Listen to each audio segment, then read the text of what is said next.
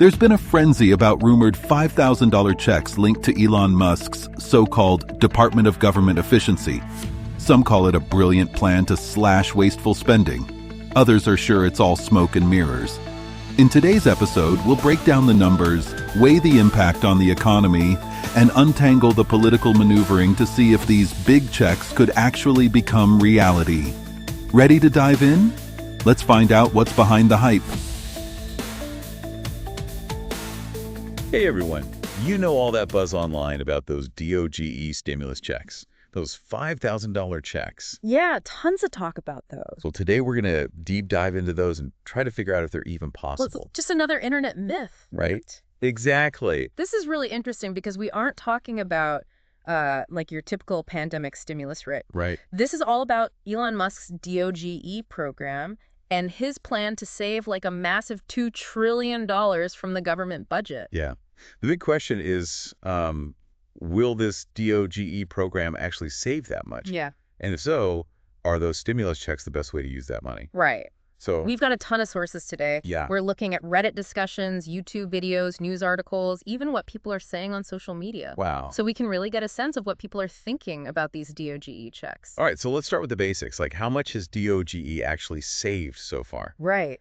Could it really cover those $5,000 checks for everyone? Well, the goal is $2 trillion in savings, but, there's a lot of debate online about whether that's actually realistic. Okay. A lot of people on Reddit are skeptical. Really? Yeah, like one data scientist went through and crunched the numbers and found that even if DOGE hit its target, if you divide that by all Americans, Yeah. it wouldn't really amount to much. Like they said, it'd be like getting 2 packs of gum. 2 packs of gum. Yeah. That's not exactly the windfall that everyone's hoping for. Yeah, exactly. Wow. And some people on Reddit also pointed out that a lot of the reported savings are actually just from canceling, like, existing government contracts, not Right. actually cutting wasteful spending. That's a good point. So what are people saying about the actual amount of the checks? Right. Did anyone try to calculate what we might realistically get? Oh, yeah. Tons of people on Reddit and YouTube were doing their own calculations. Yeah. And one user estimated that based on, like, current savings, the checks would only be about $75 per person. $75. That's so much less than $5,000. I know, right? Wow. And Yeah. even that assumes that all the savings would be used for these checks. Yeah. Which probably wouldn't happen. Right. Because Trump mentioned a proposal to use 20% of the savings for checks and another 20% to actually pay down the national debt. So splitting the savings between checks and debt reduction. Yeah. That makes sense. But that also means even smaller checks, right? Exactly. It all comes down to how much DOGE can actually save. And right now, there's a lot of uncertainty around that. Okay, so we've got all this uncertainty about the actual savings, and the potential check amount is way lower than what people are expecting. Yeah. But what about the economic impact of this whole thing? Yeah, Is there any concern about DOGE checks causing inflation? absolutely. That's a big worry for a lot of people. Like some shoppers interviewed for news articles were even saying they're worried about prices going up, Yeah, just like after the last round of stimulus checks. yeah. I've definitely noticed that too. Especially at the grocery store. It feels like everything's more expensive these days. Totally. It's a valid concern, but there's also a whole debate online about whether DOGE checks would have the same inflationary effect as like the previous stimulus checks. Some people argue that because this isn't about printing new money, Okay. it wouldn't cause prices to rise in the same way. So are they saying that DOGE checks are like inflation proof? Not necessarily. Even if the government isn't printing more money, putting like a large sum of money back into the economy could still increase demand Okay. and push prices up. So it's like a balancing act. Exactly. You're trying to stimulate the economy, Right. but you also don't want to cause prices to go through the roof. Yeah, and that's where things get really interesting because there's this great YouTube video by Meet Kevin where he talks about this concept called dead weight loss in government spending. Dead weight loss. What does that even mean? So basically, it's the idea that sometimes government spending is just inefficient, right? Okay. Like money is allocated, but the return on that investment is less than what was actually spent. So it's kind of like throwing money away. Yeah, kinda.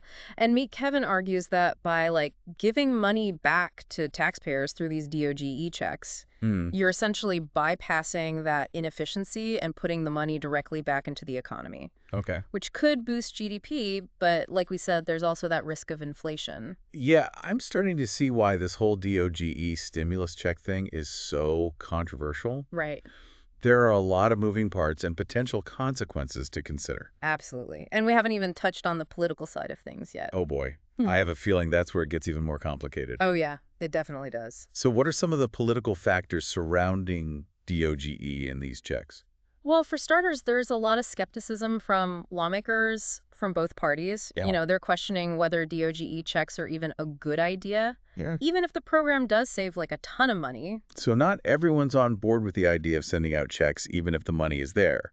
Exactly. Like one Republican senator said he thinks it'd be better to use the savings to pay down the national debt instead of sending out checks. Hmm. He argued that reducing the debt would be better for the economy over the long term. So even within the same party, there are different opinions on how to use these potential savings. Right. What about the other side? Are Democrats generally in favor of the checks? It's not that simple. There are definitely Democrats who support stimulus checks in general, Okay. but even some of them are worried that DOGE is just a way to make cuts to social programs while appearing to give something back to taxpayers. So they're saying it's like a way to make these unpopular cuts Right. while still looking good to voters. That's exactly the argument that some people are making. Wow. They see DOGE as more of a political strategy than a genuine attempt to improve government efficiency. This is getting really complex. We've got all this uncertainty about the actual savings. The potential check amount is way lower than people expect. Right. There are concerns about inflation. And now we have to consider all these political motivations. It's a lot. It's a lot. It's a really nuanced issue with no easy answers. Well, I'm definitely intrigued. I'm sure our listeners are too. I hope so. But I think this is a good place to pause. For now, Okay. we've covered a lot of ground, We have. and there's still a lot more to unpack. Absolutely. So everyone, let all this information sink in, and we'll pick back up the conversation in the next part of our deep dive. Sounds We'll good. be exploring some alternative ideas for using those DOGE savings, as well as the risk of scams targeting people hoping to get those stimulus checks. Can't wait. All right, see you soon. See that. Welcome back, everyone. So we've been talking about all these DOGE stimulus checks, and so far we've learned that there's a lot of uncertainty around how much money this program will actually save. Right. And it seems like the potential check amount could be a lot smaller than what people are hoping for. Yeah, definitely. Plus, there are all these concerns about inflation and a whole bunch of political factors to think about. Yeah, it's a lot to process. That's a lot to take in. And there's another whole layer we haven't even talked about yet. Oh, A lot of the sources we looked at mentioned some concerns about the downsides of cutting government spending. okay. Sure, trimming the fat sounds good in theory, but what happens when those cuts start affecting essential services and programs? That's a great point. It's easy to get caught up in all this talk about government inefficiency, Right. but those news articles and Reddit threads we looked at, Yeah. they really highlight how real people could be impacted by these cuts. Totally. Remember all those comments about understaffed national parks and potential disruptions to air travel and stuff? Exactly. And it goes beyond just inconvenience, too. Yeah. Some people were worried about cuts to things like disease control and food safety inspections. Oh, wow. Those are issues that directly affect public health and safety. It's a reminder that cutting government spending isn't just about numbers on a spreadsheet. Yeah. It has real consequences for people's lives. It really makes you think, right? Yeah, We all want a more efficient government, of course. but not if it means sacrificing our safety Yep. or those really essential services. Right. We need to find the right balance. Totally. And that brings us to a really crucial question. Okay. If DOGE does somehow manage to save a bunch of money, are stimulus checks really the best way to use those funds? That's the million-dollar question, right? Yeah, I mean, who wouldn't love an extra $5,000? I know. But our sources had some really interesting alternative ideas. Yeah. There were suggestions to use the money to reduce the deficit, invest in infrastructure, improve social programs, or even provide some targeted tax relief. Yeah, those alternatives might not sound as exciting as a stimulus check, True. but some people argue that they could have a much bigger and more lasting impact in the long run. Like House Speaker Mike Johnson said he'd rather see the money used to pay down the national debt. Okay, He argued that that would be better for the economy over the long term. that makes sense. It's kind of like choosing to pay off your credit card debt instead of going on a shopping spree. It Exactly. might not be as fun in the moment, but it sets you up for a better financial future. Exactly. And then there were like some really creative ideas from Reddit. Like some people suggested investing in infrastructure projects like roads and bridges and public transportation. Okay. They argued that this would not only create jobs, but also boost the economy and make the country more competitive globally. That seems like a smart investment. Yeah, Good infrastructure is so important for a healthy economy. absolutely. Others said we should strengthen social programs like education, healthcare, and affordable housing. Okay. Their thinking is that investing in those areas would really help people who are struggling and create more opportunities for everyone. Yeah, it's about like addressing inequality and creating a more just society. Yeah. Not just throwing money at the problem, but investing in solutions that actually help people. You got it. And then there was this one really innovative idea from Reddit. Oh, yeah. What's that? It was about like a flexible debt credit system. Okay. Instead of giving everyone a flat check, this system would prioritize helping people pay off high-interest debt and like overdue child support. I love that idea. Yeah. It's about using that money strategically to make a real difference in people's lives. Right. It feels so much more targeted and effective than just sending everyone a check. Exactly. It just highlights the fact that there are so many different ways to use those DOGE savings. Right. Stimulus checks might seem like the simplest option, Yeah. but they might not be the best or the most sustainable in the long run. So it really comes down to what we value as a nation. Yeah, Are we looking for a quick fix, right. or are we trying to build a better future? Exactly. It's a conversation we need to be having as a country. Yeah. What are our values? What do we want to invest in? What kind of future do we want to create? This whole deep dive has been so eye-opening. I know, me too. It's not just about like dollars and cents. Right. It's about our values, our priorities, and what kind of society we want to live in. You're absolutely right. And it's up to all of us as citizens to engage in these discussions, thoughtfully and critically. Yeah. To question assumptions, consider different viewpoints, and hold our leaders accountable. Totally. That's on us. Couldn't have said it better myself. We've got to stay informed to make our voices heard. Absolutely. But hold on.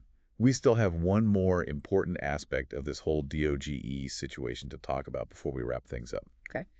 And it's something that affects everyone, no matter your political views or your financial situation. This sounds serious. Well, remember those news articles we mentioned? Yeah. They weren't just talking about the economics and politics of DOGE checks. Right. They also issued a warning about the rise in scams targeting people hoping to get those checks. Oh, you mean like those Trump stimulus checks we talked about? Exactly.